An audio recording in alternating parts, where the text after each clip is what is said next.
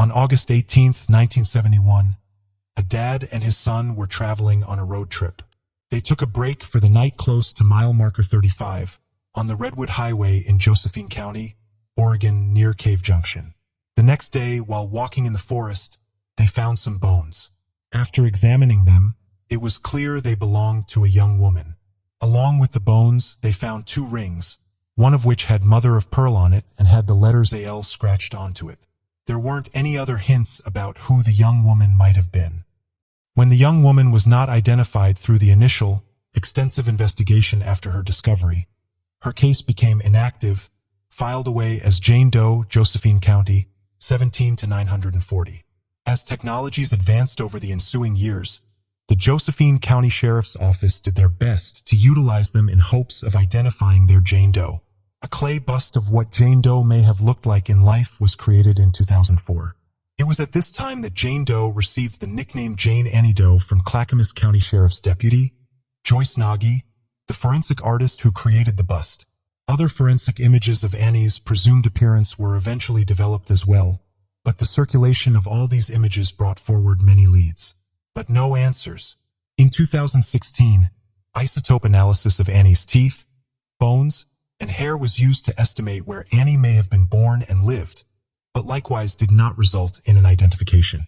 No matches to Annie's DNA were ever found in law enforcement databases. In November 2018, Annie's DNA was sent to the DNA Doe Project to be run through GeneMatch, an online, open-source genetic genealogy database. Volunteers found several individuals who shared DNA with Annie in the database, but they were mostly distant cousins who lived outside of the United States. Through a 5th cousin of Annie's living in New Zealand, volunteers created an elaborate family tree to try to identify individuals who could be Annie. It took several weeks of combing through records from England, New Zealand, the United States, and Canada to come up with a potential identity for Annie. In February 2019, the DNA Doe Project informed Detective Ken Seelig that they had found a potential match for Annie and that this match had a sister living in Washington State. The sister was contacted and provided a DNA sample. When the sample was tested and compared to Annie, it confirmed that Annie was the woman's sister. On March 14, 2019, the Josephine County Sheriff's Office announced that their Jane Annie Doe was Anne Marie Lehman of Aberdeen, Washington. Coincidentally, she had also been nicknamed Annie by her family. She had been 16 when she went missing and would have turned 65 this year had she lived. While the mystery of Jane Annie Doe's identity has been solved, it is still unclear how she met her fate and how she ended up in Oregon. She may have simply run away from home, but it is believed that she may have been trafficked. These allegations, as well as the cause of her death, remain under investigation. Before we proceed, I've got an exciting surprise for you. We've launched a brand new channel dedicated to intriguing content such as old historical mysteries, cold cases, and particularly chilling horror stories perfect for bedtime. Drop a comment letting us know if you're a fan of horror stories or not. You can find the link in the description below. Let's find out who will be the first to explore it. Alright, let's dive back into the video. Pamela Cajanas was the second youngest in a big family with 2 brothers and 5 sisters. She lived on a dairy farm near Stillwater, Minnesota. Though she enjoyed being with her family, she wanted to explore more of the world. When she grew up, she moved to St. Paul to work for a publishing company, but it wasn't adventurous enough for her. She decided at age 25 to enlist in the Navy. In May of 1984, she was sent to the Orlando Naval Training Center in Florida for basic training. She graduated on August 3, 1984. Just 2 days later, a passing driver spotted Pamela's body in the side lot of a vacant home in an unincorporated area of Sanford, Florida. Her white naval uniform was found nearby. Pamela had been beaten strangled. Police were able to put together an extensive timeline of Pamela's activity on August 4th based on receipts and statements from witnesses. Pamela had gone shopping at Orlando's Fashion Street Mall and a nearby Kmart where witnesses saw her with a man. She was also seen with a man at a bar on the Navy base around 7 o'clock that night. It is unclear if it was the same man she was seen with at Kmart. The man or men did not come forward and were not identified by police.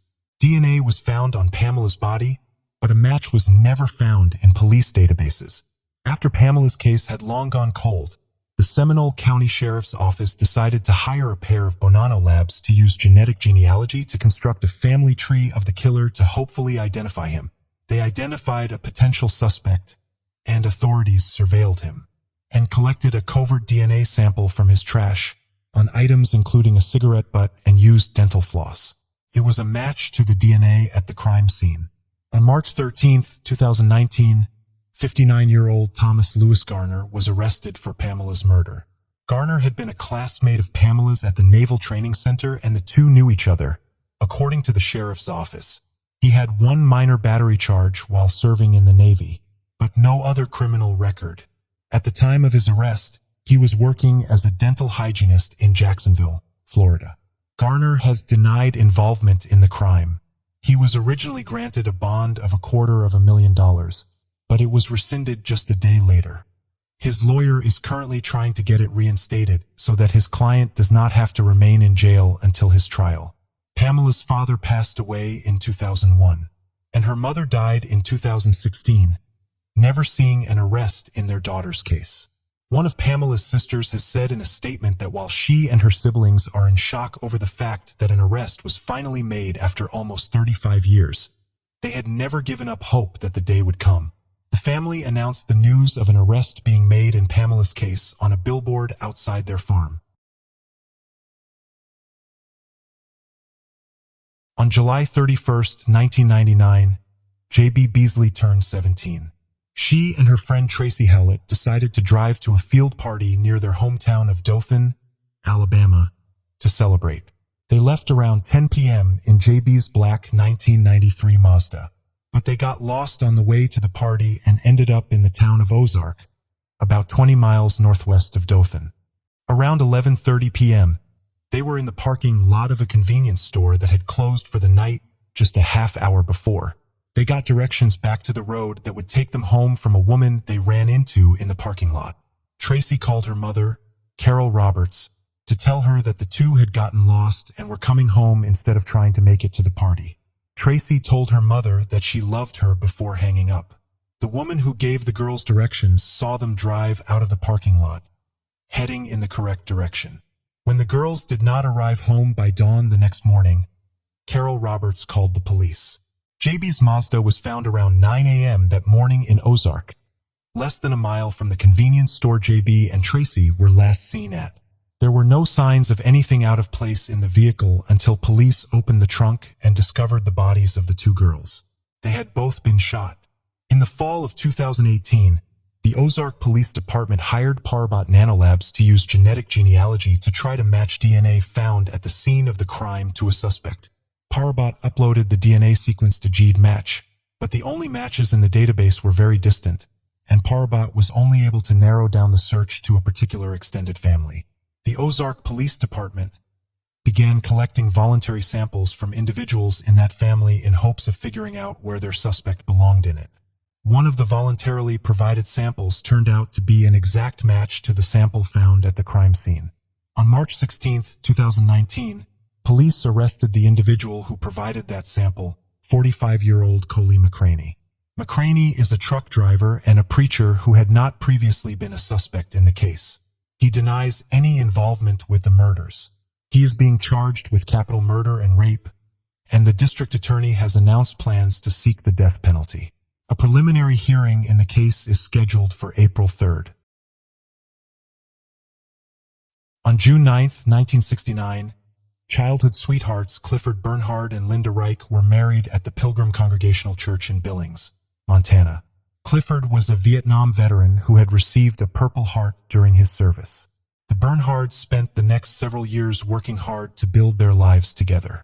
Linda wanted to become a teacher one day and worked at a distribution warehouse while her husband worked pouring concrete. The couple worked together at a second job, cleaning carpets at night. Because of their hard-working nature, their families knew that something was wrong when Clifford and Linda did not show up for their night job on November 6, 1973. The following morning, Linda's mother went to their house to check on them. When she did not get an answer at the door, she forced her way inside the house. There, she found the bodies of her son-in-law and daughter, They had both been 24. Clifford had suffered a major head wound, and they had both been strangled after being tied up for some time. Linda had been sexually assaulted, and all of her underwear had been removed from the home. There was no sign of forced entry into the house, and it appeared as though the Bernhards had a guest at dinner the night before, leading police to believe that the couple may have known their killer. This did not help them make an arrest in the case, however, and the case went cold. Police did not give up on finding Clifford and Linda's killer, though. In 2004, they re-examined evidence from the crime scene and obtained a DNA sample. In 2015, they contacted Parabon Nanolabs to use their snapshot DNA analysis to create a composite image of what the killer may have looked like based on his genes. At the end of 2018, Parabon uploaded the DNA to GeneMatch and performed genealogical research to find the killer's family. On January 3, 2019, Parabon informed police that they had a lead in identifying a suspect. They had narrowed down the search to 2 individuals. These 2 individuals were very closely related, however, so further examination of their DNA would be needed to confirm which one of them was a suspect. One of the individuals agreed to provide a DNA sample. After careful examination of this individual's genetic code, it was confirmed by the Montana State Crime Lab that the sample came not from the individual who volunteered his DNA, but from the other potential suspect. On March 25, 2019, the Yellowstone County Sheriff's Office announced that the other potential suspect was Cecil Stan Caldwell, who had been a co-worker of Linda's at the warehouse. Caldwell died in 2003 at the age of 59 and therefore cannot be brought to trial for the murders. While Caldwell cannot legally be declared the couple's killer, identifying him through the DNA at the crime scene has given Clifford and Linda's families some answers to the questions that have haunted them for the past 46 years. What do you think about it? Tell us your thoughts in comments below. Let's continue. Before we continue, 90% of you haven't subscribed to our channel, so if you like this video, please subscribe. It motivates us to make more content for you. Okay, let's continue. 26-year-old Wanda Jean Mays lived in Huntsville, Alabama, and worked as a secretary at the United States Army's Redstone Arsenal. She was an active member of her church and was very close with her family. Those who knew her described her as quiet but very kind. Wanda did suffer from what her family describes as a chemical imbalance that required the care of a doctor. She suffered from very sporadic but very intense panic attacks. For the most part, people outside of her family, including her roommate, did not even realize that she was struggling with this issue. However, in May of 1986, her mental health began deteriorating. Her father attributed the decline to Wanda's decision to begin dieting. On May 11, 1986, Wanda had dinner with her parents. On her way back to Huntsville, she stopped at the lakeside home of her aunt and uncle, Betty and Ty Dorman, in the Warrington community just outside of Guntersville. They convinced her to spend the night with them, promising to make sure to wake her early enough for her to get to work on time. At 5 a.m. on May 12th, Betty went to Wanda's room to wake her. The door was locked and there was no answer from Wanda when Betty called out to her. Betty and Ty could not get the door open. They had to have their grandson break it down in order to get into the room. The double-paned window in the bedroom had been broken from the inside, despite no one in the house hearing it shatter during the night. The bed had not been slept in, and Wanda's clothes were neatly folded on the nightstand. On the dock on the lake behind the house, the family discovered Wanda's torn and bloodied nightgown. Fearing that Wanda may have drowned, search drivers were deployed in the lake, which was also dragged. The effort did not find Wanda, but did come across a canoe floating in the lake with more blood inside of it. The blood type was consistent with Wanda's. Witnesses came forward with 2 potential sightings of Wanda shortly after she went missing. A witness claimed to have seen a woman matching Wanda's description walking along Alabama State Route 62 wearing oversized clothing and with wet hair. Another witness claimed to see a woman who looked like Wanda in the back seat of a car in the parking lot of a convenience store in Huntsville. The woman was with 2 men and appeared to be afraid of them.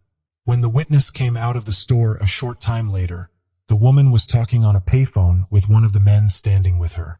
Despite the extensive search and leads from witnesses, Wanda's disappearance would remain unsolved for almost 22 years. On January 23, 2008, Marshall County Sheriff Scott Walls announced that Wanda's remains had been located and identified. In 2003, a hunter had come across skeletal remains in a remote part of Georgia Mountain off of Chalakee Road in Gunnersville, 1.8 miles from Betty and Ty Dorman's home. The remains were examined by both the FBI and the University of Tennessee's Department of Forensic Anthropology to conclusively identify them as Wanda and determine her cause of death. Wanda died after falling 150 feet from the cliff. Her remains were discovered below. The sheriff's office ruled her death an accident and announced that there were no indications of foul play. As best as they can determine, Wanda had a panic attack while at her aunt and uncle's home. It was intense enough that she broke through the window and went running out into the night, taking the canoe across a small portion of the lake before continuing to run. In the dark, she wasn't able to see the cliff and ran off of it on accident. Wanda's family accepts the sheriff's office account of what happened to Wanda. After more than 2 decades, they finally were able to give her a proper memorial service and burial. In February 2002, Lee and Brenda Heist of Lidditz, Pennsylvania were in the middle of a divorce. While Brenda had a job as a bookkeeper at a car dealership, she had not yet found a new place to live. She dropped off her 12-year-old son and 8-year-old daughter at school on February 8th, but was not home when they finished school. The children called their father at work, but he was not immediately concerned, assuming that Brenda was simply running late getting home.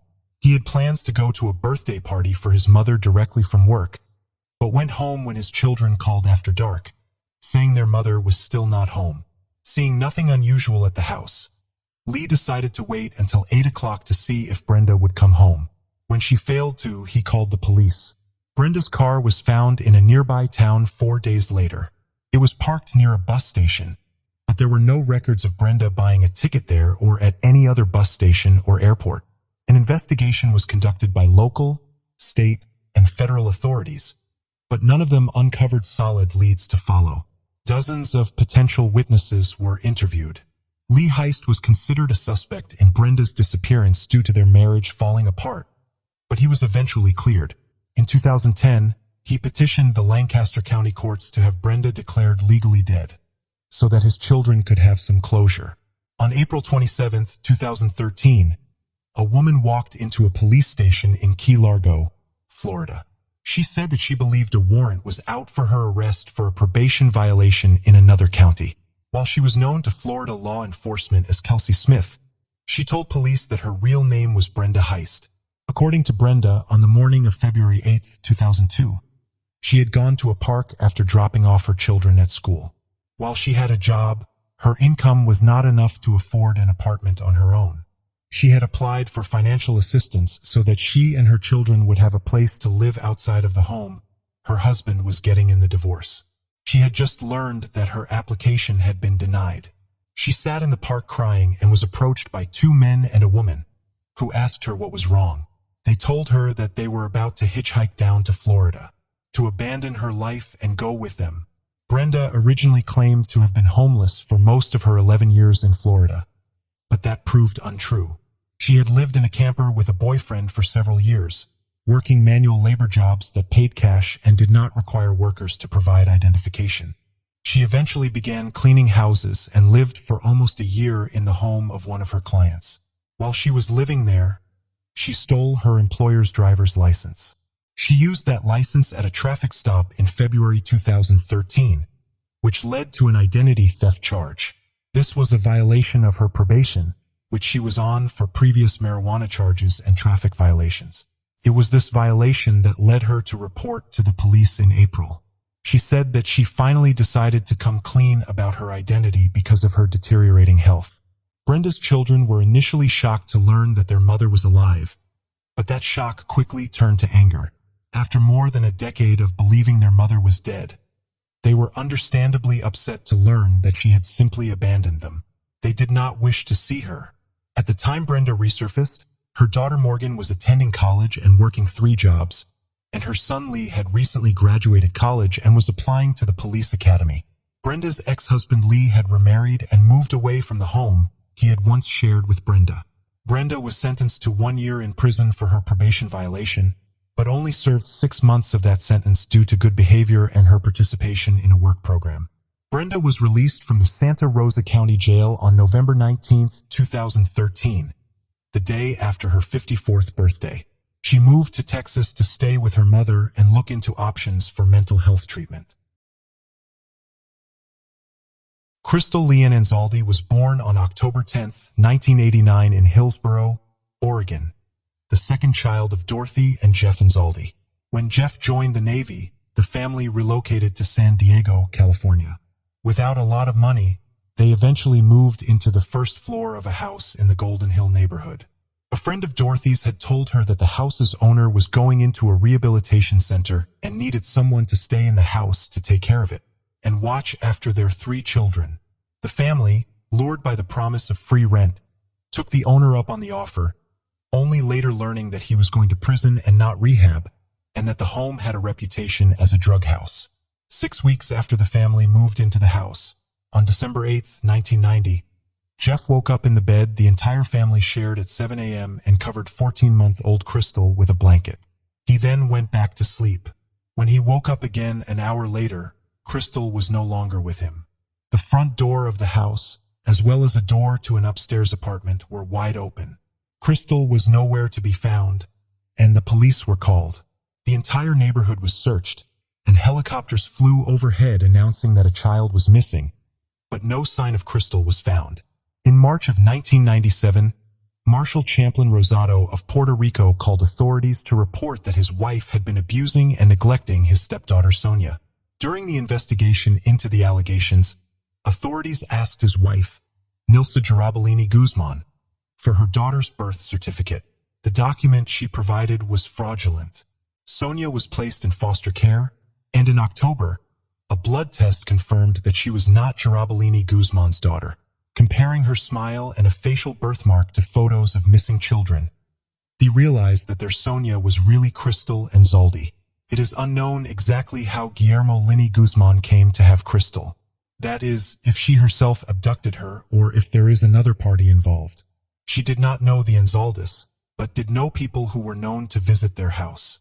She claims a friend had given her Crystal, telling her that the child's mother had died.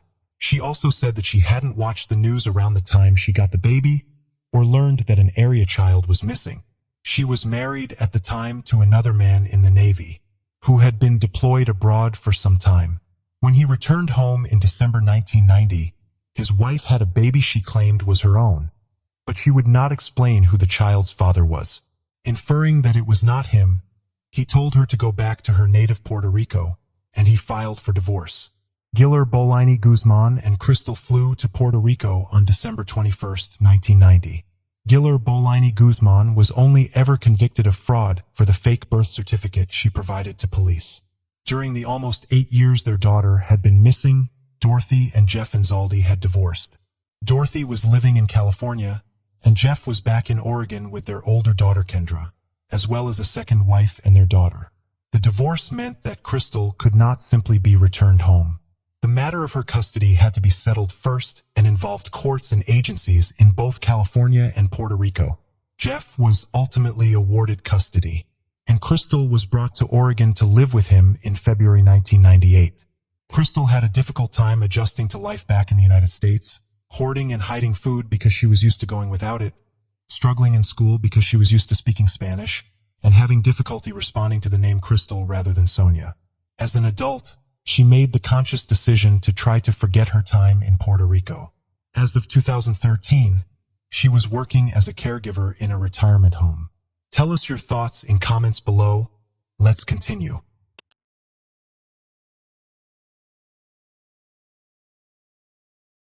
Lloyd Lionel Gaines was born in 1911 in Water Valley, Mississippi. His father, Henry Richard Gaines, had previously been a teacher, but was working as a tenant farmer by the time Lloyd was born. Lloyd had 10 siblings, but not all of them survived their childhood. Lloyd's father died when Lloyd was just 15. Following this loss, Lloyd moved with the rest of his family. to be with one of his older brothers in the central West End neighborhood of St. Louis, Missouri. Lloyd was several grade levels behind in school when he arrived in St. Louis due to the poor quality of the education that had been available to him in Mississippi. However, he was very smart and quickly caught up. He excelled in school and eventually became the valedictorian of his high school graduating class. He completed high school in just 3 years, rather than the usual 4. Lloyd spent a year at Stowe Teachers College in St. Louis before going on to attend Lincoln University, a historically black university in Jefferson City, Missouri. He financed this chapter of his education by winning a scholarship through an essay competition and by working selling magazines. Lloyd did very well at Lincoln as well, becoming a member of the Alpha Phi Alpha fraternity and serving as class president in his senior year. In the 1930s, the University of Missouri was the only public institution of higher learning with a law school in the entire state.